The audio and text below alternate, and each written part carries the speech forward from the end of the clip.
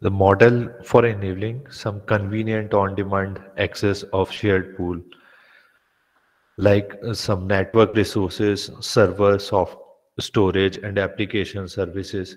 These are being provided to the client by service provider. So this can be rapidly provisioned and releasing of resources, and which could be managed with the minimal effort, and service provider can interact with them. So this is the fundamental part of definition by NST.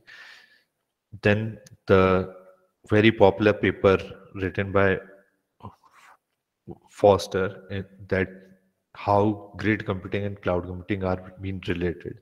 So basically, the large scale distributed computing paradigm has grid computing as well as cloud computing. So what it does scale of economy, means larger scale of resources like processor, RAM, which could be used in shared pool manner, and which could have abstraction, virtualization, dynamic scaling, management of computing power, storage platforms, and various services. So these are basically features of how a service provider will make a large scale distributed computing, and this could be delivered to the customer on demand basis over internet. So for this cloud computing course, you need to have basic understanding of operating system as well as computer networks. Then cloud computing basically could be like utility computing, grid computing, means it is advanced version of this utility computing and grid computing. Now, the cloud computing basically has three different parts, three different types: public cloud, private cloud, and hybrid cloud. We'll see these definition in the next class in details. For time being, you can see in the right hand side, there's an image. Infrastructure is the basic computing block, storage network is there. Platform is like object storage, identity, queue, database. These are the platforms. Then applications are like monitoring, content, collaboration, communication, finance. So all these things are applications. Laptop, server, desktop, these are the places from where you can access that cloud, tablet as well as your iPhone or Android phone. So these are the devices which with which you can access this stack. Then most basic part is that an example that we can see is the Google Meet and the Google Classroom that we are using is basically a platform or application which has been provided by Google. Google is managing their backend coding in their server as a platform for this Google Meet, and then they are also managing, Google is also managing their infrastructure, and we are their user, and we are just using this Google Meet as the service of Google. Then we'll see, create a group of scalable hardware and software that allow remote computation and data storage and access using services. So this is what it means. Suppose a Google Meet is there. So for that Google Meet, Google has created a scalable hardware infrastructure at their servers at their company, and then they had created software according to that. Means they have a cloud platform which can be having Google coding, and that Google coding could be done for creating this Google Meet. So they had created an application of Google Meet, which is a type of service, and they are managing these recordings, these lectures, these users are been managing, they are managing some access control over these services. So this is the major contribution of Google in terms of Google Meet as a service in the cloud computing. And next, whether this cloud computing stands on the existing technology. Yes, it's part of the existing technology. As you can see, Google or any cloud provider uses the fundamental technology named hypervisor, virtualization, load balancing, virtual private network, SANs for storage, service-oriented architecture, web services. So these all technologies were pre-existing before the cloud computing word came into existing. There are many more technologies behind the cloud computing which were previously existing since very old times. Now, what Larry Ellison says, which was the CEO of Google, Oracle, and he said that it is just a redefining of already things that are we using, and this is just cloud computing is an add word. Nowadays, this cloud computing has been accepted by the every community and every domain, and they actually have knowledge about that.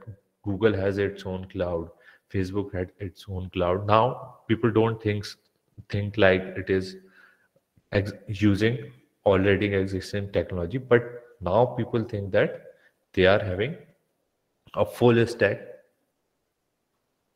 things which is defined as cloud computing. So cloud computing has mostly overwritten most of the content which were previously existing. Then Richard Stallman also said that it is marketing hype. Somebody says it is. So they market keep on evolving. So business campaigning keep on going, and they create a new word every decade or every 2 decades, 3 decades. So this cloud computing has came, and cloud computing is one of the very interesting and very business oriented technology.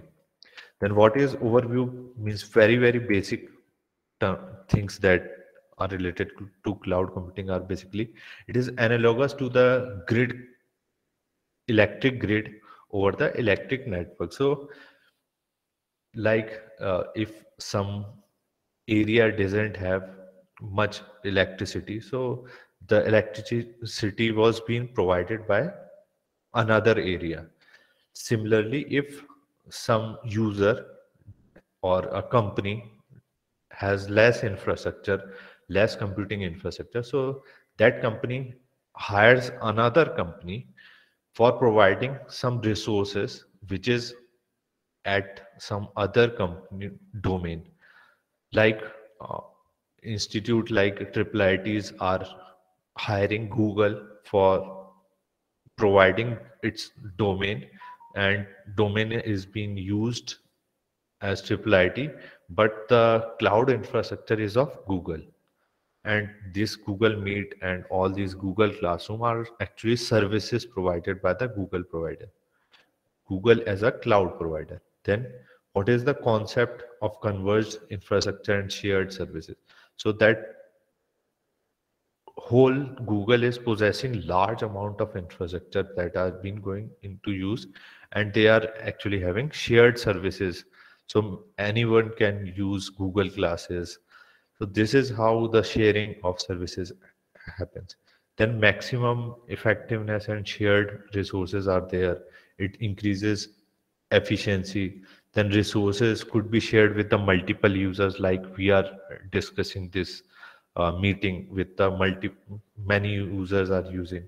Then resources are basically dynamically relocated as per the demand. Then efficient computing power, eco-friendliness, less power would be used at the server end. Air conditioning could be more efficient. Then rack space could be used efficiently. Now, what happens? Multiple users can work on a single machine, means a server, you can say, with the help of these type of technology in the cloud computing. User can retrieve and update data with the flexible license for different applications. Like we are using Google's service of Google Classroom, Google Meet. So we can have different licenses for us to purchase. If Google Docs have some other features that we need to use, then we have to purchase it on our license basis. So this is what some features may be given on free basis, but some features could have economical background and they want more money to be paid. So for that license, flexible licensing are being required. Then capex to opex. Now the world is being going from capital expenses to the operational expenses. Nowadays, operational expenses are more for the server side. What does it mean? In the capex model, you buy and purchase all the dedicated hardware, servers, silicon you purchase RAM, processor, wires, and all the rack space you purchase. So it with the time it keeps on growing, and with the operational expenses means you need to manage that shared infrastructure and pay as one use it. So what does it mean? In your company, you need to manage those hardware as well if you purchase hardware. So the hardware cost, the management of that hardware cost, you need to have a expert of server.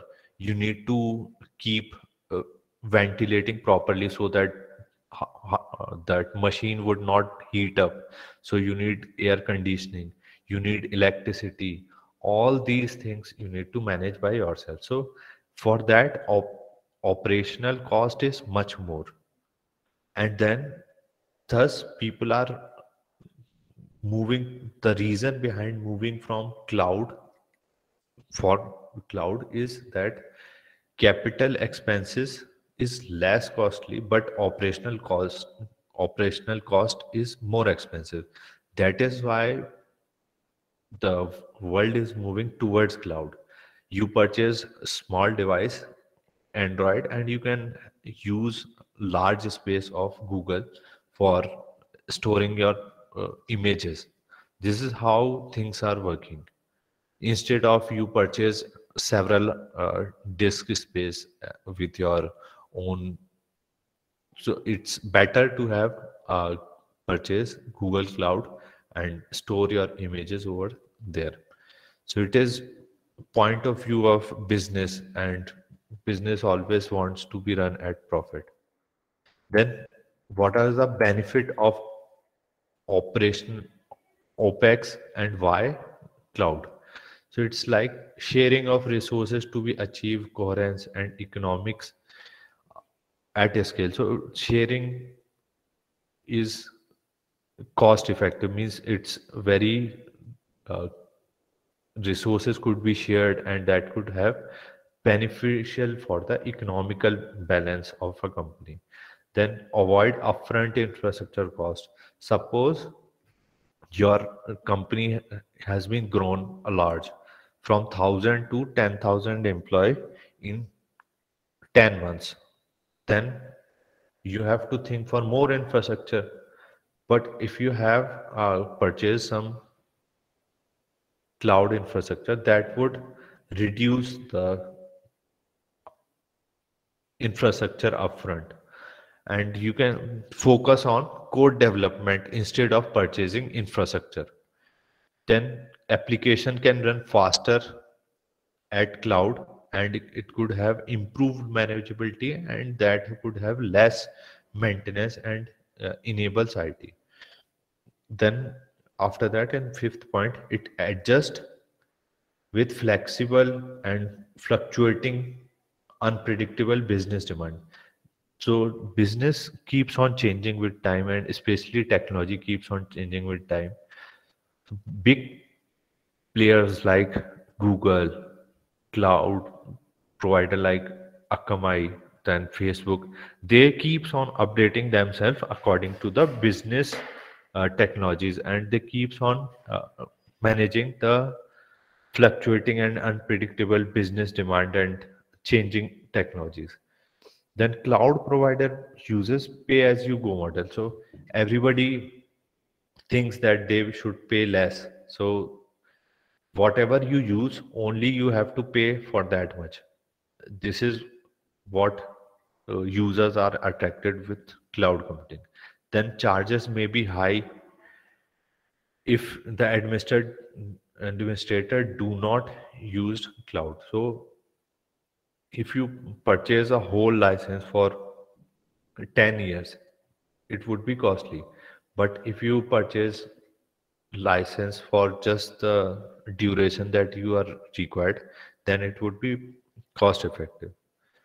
Then reasons for the growth of the cloud computing is high availability of capacity of network. So the reason behind all this development behind cloud computing, why we are shifting towards cloud computing, is that nowadays network is with available with high capacity. There's low cost computing device like our mobile phone, iPads, tablets, and many other devices are there which could be low cost. And then storage device at the server side is very efficient. Then hardware virtualizations are there, which is more efficient nowadays. So that's why cloud has been growing. Service oriented architecture has been upgraded. Utility computing has been upgraded. So these are the reason why cloud computing is been growing. Then result is that cloud vendor are experiencing high growth rates annually. What are cloud vendors? Cloud vendors are like Google, Facebook, or Akamai. These are experiencing high growth rate. So that's why they are growing at such large scale. Then history, how this term of cloud has been evolved. It's metaphor of internet. And basically internet is interconnected network. They are having no boundaries. But in cloud computing, cloud has their boundaries. So for example, you if you draw an image of cloud, you always create a boundary. But for the network, you do not create a boundary. So this is what basically cloud means. And this is like started as a metaphor of internet. Then in early, very old days in 1950s, there's instead of cloud computing, there's large scale mainframe computers, means single device with large amount of computing resources. Then practice of sharing of CPU times started, and mainframe became known for industry as time sharing. So time sharing processing started. CPU time is being shared by the multiple processes. And then in the mid 70s, time sharing is one of the popular way, and that actually uses remote job entry. And these are now coming up as remote procedure calls and operations in web services. So these time sharing are being evolved in 70s. Then in 90s, what happened? The technologies has been upgraded for what? Telecommunication company came up. Then point to point data circuits came up. Then virtual private network companies came up. The efficient bandwidth for data transfer came up, and big servers are there that could have large network infrastructure. And in the 90s, scientists and technologists of IT and computer science basically need some large scale computing, which actually also uses time sharing. So they keep on thinking for the algorithms. They devised some technologies for those large scale computing through time sharing. Thereafter, some code optimization in the infrastructure also came up. So they had created efficient coding mechanisms like Java programming, like there are various threading, process synchronization, coding, language improvement happened. Efficient compiler design happened in 90s. Better operating system came up. Better CPU process prioritization came up. So these things happened in 1990s. Thereafter, since 2000, what happens? So these are basically reasons for how the cloud computing has came up in the world. In 2000, what happened? In early 2008, this first open source tool came up that is named as Eucalyptus. From this Eucalyptus, cloud computing world has been evolved a lot since 2008 onward. What happened in earlier in Amazon in 2006, Elastic Compute Cloud was there, and that Elastic Compute Cloud is being open sourced uh, by UC Berkeley's product, that is Eucalyptus, as the first open source, and then AWS API has came up as the platform for deploying private cloud. Thereafter, other technologies of cloud related, Open Nebula came up as first open source software deploying private and hybrid cloud both. And then quality of service improvement, how to guarantee QoS, quality of service in the cloud based infrastructure. Thereafter, in 2006, before that, so all these things been generated and invented from Amazon.com, Elastic Compute Cloud. Basically, that's what Amazon Web Service, from all these things came up from web services. Then Rackspace Hosting and NASA jointly launched OpenStack. OpenStack is also one of the cloud computing platform. In 2011, IBM Smart Cloud came up, named as Smarter Planet Project. Then in 2012, Oracle Cloud came up. So these are been history of how cloud computing came up. In 2013, because of all these advancement, Leslie Lamport got the Turing Award. So he's the principal researcher at Microsoft Research, and he got the Alan Turing Award, which is one of the most prestigious award in computer science, for proposing his algorithms and tools that are having applications in cloud computing. He got Turing Award because of the paper he had written in 1978. The paper title is Time Clocks and the Ordering of Event in Distributed System. Is one of the most cited paper in history of computer science. Then Turing Award is like, uh, why he got because of the algorithm that he proposed is having advancement for the distributed computing, and how the autonomous computer can communicate with each other through message passing he invented. And then he also devised some important algorithm for modeling and verification of protocols of real distributed system. And he also invented all these things for correctness, performance, reliability of computer systems. So this is why a Turing Award is being given for the Leslie Lamport, which is related to somewhat cloud computing. Mhm. What Google Vice President had told about this award is that Leslie Lamport Award has significantly improved the cloud computing, and the cloud computing community has good impact of his work. Research community has good impact with his work of parallel and high performance computing. Then the algorithms he invented, then the theories that he created, so that had created advantage for engineers and programmers for designing cloud computing like new technologies.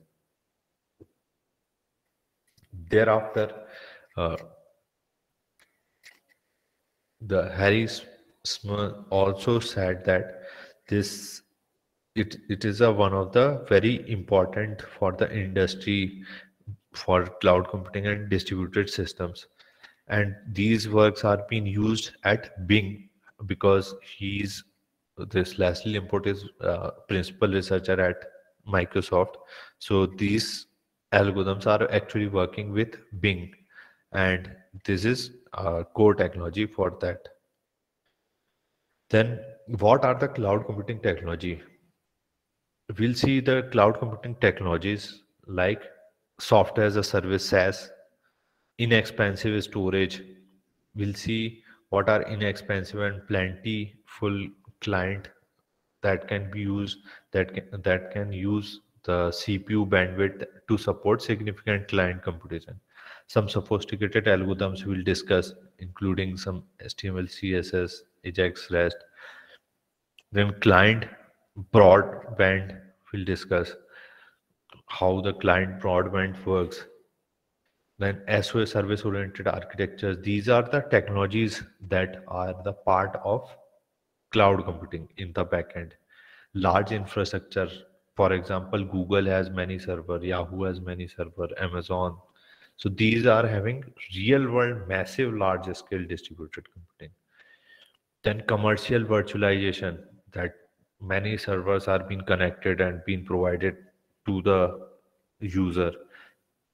Then cloud computing being upgraded as a version of grid computing. Now people don't use a word of grid computing. Now they use cloud computing, but cloud computing is being a newer version of grid computing.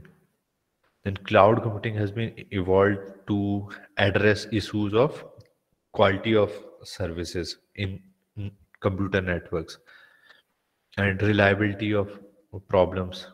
Then cloud computing basically provides tools and technology to build data and compute intensive parallel applications. Then what are the terminologies like supercomputers are there, grid computings are there, utility computings are there, pay as you go computings are there, illusion of infinite resources are there, demanded billing like hourly, daily basis, number of users are being there. Then terminologies are software as a service, as some services are like hardware as a service, platform as a service, software as a service, so X as a service. Thereafter, what are the two fundamental technologies we'll discuss just now is that virtualization and services. So cloud computing basically has the combination of existing technologies. Users can have the combination without knowing about these technology and work without knowing about these technology, and do not need to possess expertise. So users do not need to possess these expertise, but as a cloud engineer we need to possess understanding of these technologies. So what are these technologies? These technologies are virtualization. Virtualization is process of creating an illusion that there are several physical computing devices being merged into one or more low configuration virtual devices. So there is a system of virtualization, like there are four machines are there. You connect all these four machines and you provide it to your user as a single machine. When you provide it to the user as a single machine, so you can say you had virtualized these four machines and you provided as one powerful machine. How you can do? There are various tools available for doing that, which are like hypervisors, such such that they can be easily managed and being used by you as an administrator of that cloud. Then service oriented architecture. Basically cloud computing adopts concept of SOA, and SOA was a older concept, and they create services and they provide sub problems. They solve those sub problems. These services are being integrated together to solve larger problems. And basically what happens in the cloud, there are smaller services, like if you use in the uh, google meet.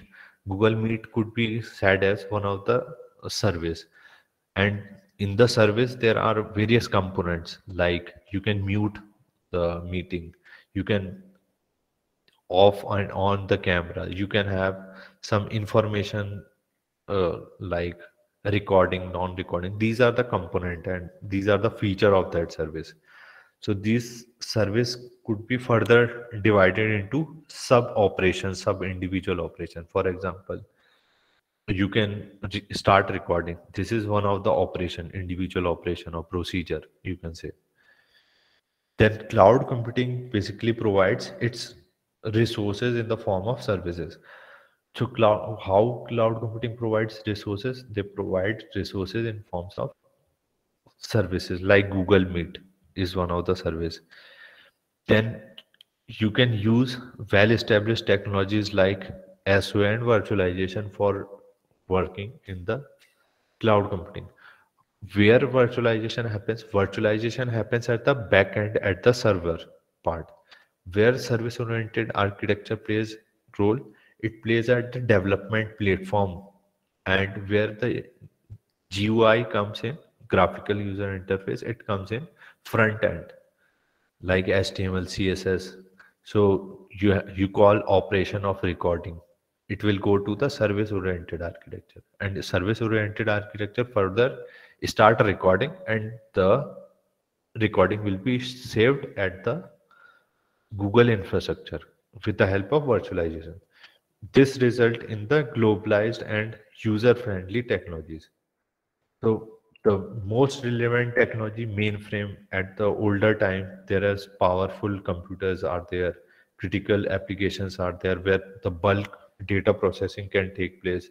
Then distributed architecture, like peer-to-peer networks are there without central coordination. So supplier and consumer can directly coordinate and supply their resources from server and client model. Then grid computing came up. In the grid computing, you have composed of various cluster into a network, and these cluster will be converged as a resources. Means four computer are being joined together with the network with some middleware, and they provide it as a single resource. And this is said to be converged resources. Means RAM of four machines are working together, processors of four machines are working together, so that becomes more powerful. Then utility computing came up. Pay as you go, means whatever you use, only you have to pay for that. How much you store, you have to pay for that only. CPU, how you use, you have to pay only for that. This is utility computing. Then service oriented computing came up, that where various services are there, and they provide services like meeting, like documentation, like some mailing services, chatting services. They are offering interaction, discovery of these, and orchestration of various features in them. So these all five things that we had discussed: mainframe computer, peer-to-peer, grid computing, utility computing, service-oriented computing. These all things combined together had created cloud computing. Then we'll see in the next class hardware and software infrastructure. I hope you all had enjoyed this. So in the next class, we'll see the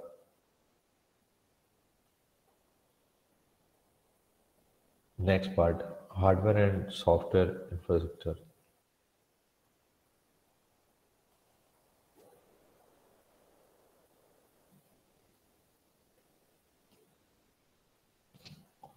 So how was the class? Any question or any query, any doubt for this part, introduction part? Okay, so anything else you want to ask? Any doubt or any interest that you have in the cloud computing? So there's no specific textbook, but I provide the links for the content through the through my website. So I'll share that link to all of you just now. Just now. So you'll have the content for study material.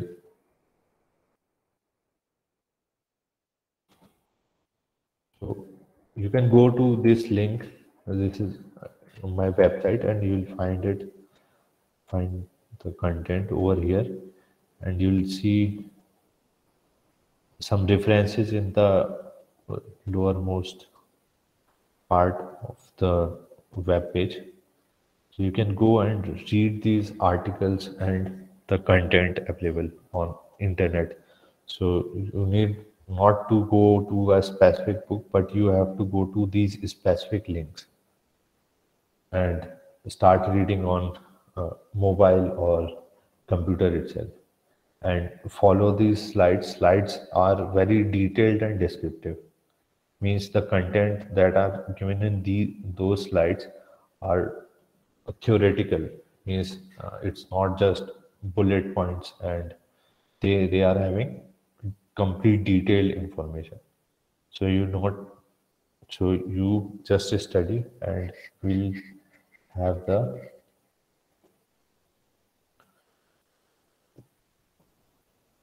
doubt clearance for whatever you want and whatever you need to be discussed. Then, for any doubt from today's content and anything, any feedback that you wish to give? So I think there was a slide about how cloud computing is built on previous technologies, and you Yes, talked about some previous technologies like hypervisor and some other. yes, Um, yes, so I think some of those previous technologies we are not aware of. So it would be better if like you can go to yes, the yes. explanation of that also, Yes. a So bit like in we layman term what they are.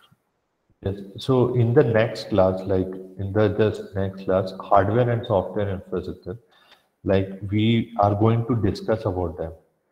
Like the hypervisor, will see web services over here just after few slides, and hypervisors.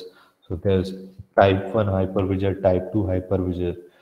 You have already been used it like VirtualBox, like VMware. So you are aware of those technologies, but you don't know internal uh, of that those technologies. So it's like you created a sub machine on your own operating system, like you had installed uh, Windows, but you want Linux operating system as well. So you use VMware or VirtualBox, and you create the machine on top of Windows. You create Ubuntu or any other Linux machine on top of operating system of Windows. So this is the thing that you have already been known. So this is hosted hypervisor type 2. Type 1 is bare metal deployment. So we'll discuss this in the next class, and there will be many slides after this as well for web services, and these technologies we'll see in the detail. Okay, so thank you. Thanks.